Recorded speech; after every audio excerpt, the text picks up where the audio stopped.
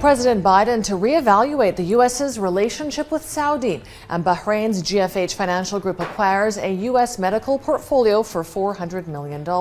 You're watching the Daily Brief with Forbes. I'm Ramia Faraj. President Biden will reevaluate the U.S. relationship with Saudi Arabia following OPEC's decision to cut oil production by 2 million barrels per day. The White House is accusing OPEC and Saudi in particular of aligning with Russia.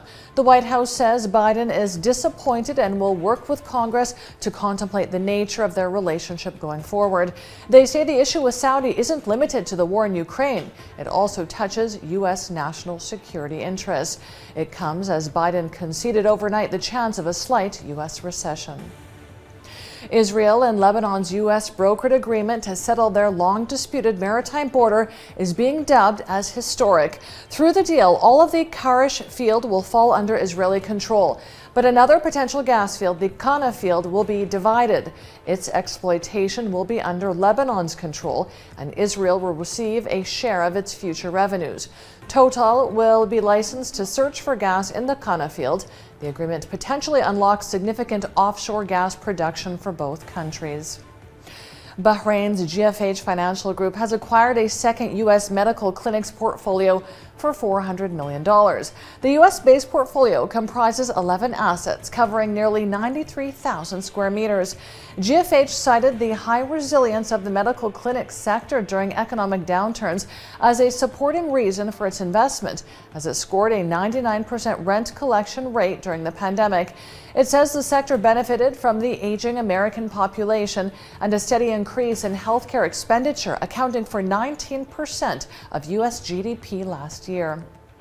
Aldar Properties will invest $6.8 million in energy retrofit projects in 13 of its residential communities to reduce utility consumption for owners and tenants. It's part of its efforts to make its communities more energy efficient and environmentally friendly.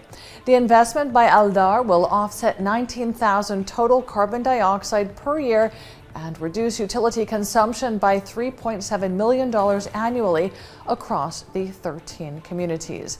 Siemens will carry out the retrofit project. The IMF has trimmed its 2023 global GDP growth forecast to 2.7%, down 0.2% from July expectations. Its world growth forecast for this year remains unchanged at 3.2%. Soaring costs and rising interest rates threaten to reverberate around the globe. The IMF says more than a third of the global economy is headed for contraction this year or next, and the three biggest economies, the United States, the EU, and China, will continue to stall. Russia's economy may face long-term challenges, but for now, energy exports are helping it ride out sanctions. Moscow says inflation is easing and employment is virtually full, contradicting analysts' catastrophic predictions. The IMF agrees, saying recession will be less severe than expected due to oil exports and domestic demand. The IMF forecasts the Russian economy to contract just 3.4% by end year after contracting 21.8% in Q2. And the Institute of International Finance says the impact of the first sanctions has now passed. In tech news, Meta has unveiled a new version of its virtual reality headset tailored for working professionals. The $1,500 Meta Quest Pro is meant to give the perception of truly being in the presence of other people. The headset lets users view both virtual worlds and their real environment, thanks to outward-facing cameras. At the launch, Mark Zuckerberg said the moment they begin to break into a smile or when they raise their eyebrow, your avatar should be able to express all of that and more. Elon Musk's SpaceX will reportedly seek a permit to launch satellite internet services in India under its Starlink brand, becoming the third company to apply for such a permit. Bharti Group-backed OneWeb and Reliance Jio's satellite arm have already applied for the permit.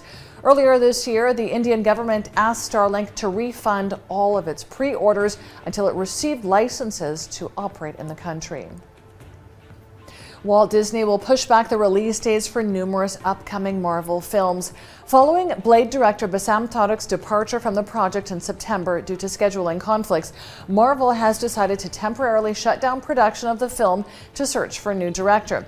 It's also caused a delay for Deadpool 3, Fantastic Four, and Avengers Secret Wars, which have all been pushed to later in 2024 and 2025. I'm Ramya Faraj. This is the Daily Brief. Thanks for watching. Bye for now.